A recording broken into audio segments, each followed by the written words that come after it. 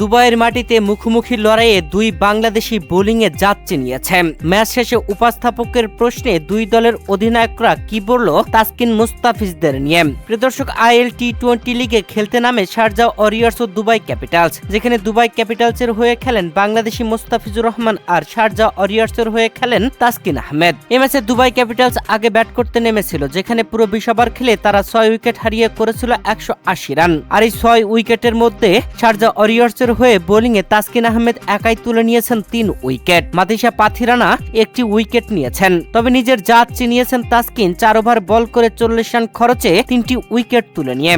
Dubai ক্যাপিটালসের দেওয়া 181 রানের টার্গেটে ব্যাট করতে নেমে শারজাহ ওয়ারিয়র্স সেভাবে ব্যাটিংই করতে পারেনি। ব্যাটিং ভরাডুবি মুস্তাফিজদের বোলিং তোপে রীতিমতো বিধ্বস্ত হয়ে যায়। প্রিয় দর্শক, শারজাহ ওয়ারিয়র্সের ব্যাটাররা 117 রান করতে অল আউট হয়ে যায়। এই ম্যাচে বাংলাদেশের মুস্তাফিজুর রহমান অসাধারণ বোলিং করেন। প্রথমে বোলিং এসেছিলেন দলীয় দ্বিতীয় ওভারে 8 রান খরচ করে 1 উইকেট নিয়েছিলেন, যা ছিল দলের প্রথম উইকেট। এরপরে ডেথ ওভারে 16তম ওভারে বল করতে এসে 5 রান খরচে 1টি উইকেট তুলে নেন। সত্যি মুস্তাফিজ নিজের জাত চিনিয়েছে।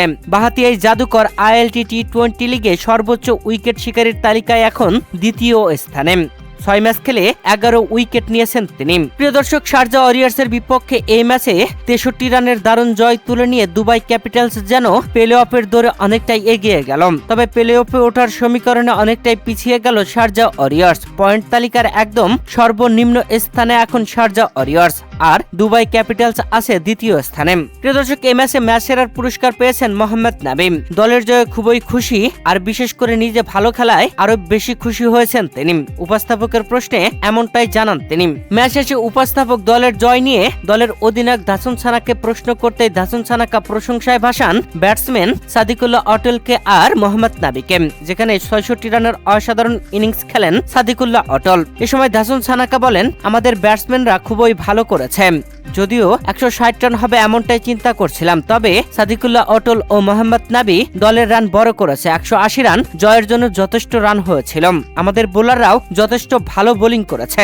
এই ম্যাচে জিতে আমরা প্লে অফের দৌড়ে আরো আত্মবিশ্বাসী হয়ে উঠলাম। প্রিয় দর্শক, ম্যাচ শেষে উপস্থাপক প্রশ্ন করেন শারজাহ ওয়ারিয়র্সের অধিনায়ক সিকান্দার রাজাকে, আর সিকান্দার রাজা বলেন, প্রতিপক্ষ আমাদের দলকে সহজে হারিয়ে দিয়েছে। তারা বোলিং, ব্যাটিং, ফিল্ডিং 3 বিভাগেই যথেষ্ট ভালো করেছে। আমরা তাদের মোকাবেলা করতে পারিনি। আমাদের ম্যাচে কিছুটা উত্থান পতন ছিল। শুরু থেকে আমরা বোলিং এ খুব ভালো করতে পারিনি, মাঝে বেশ কিছু ওভার অনেক খারাপ হয়েছে। আমরা এই ম্যাচের ভুলগুলো শুধরে নিয়ে পরবর্তী ম্যাচে আরো শক্তিশালী হয়ে ফিরে আসব। প্লে অফে ওঠার জন্য আমাদেরকে যোগ্যতা অর্জন করতে হবে।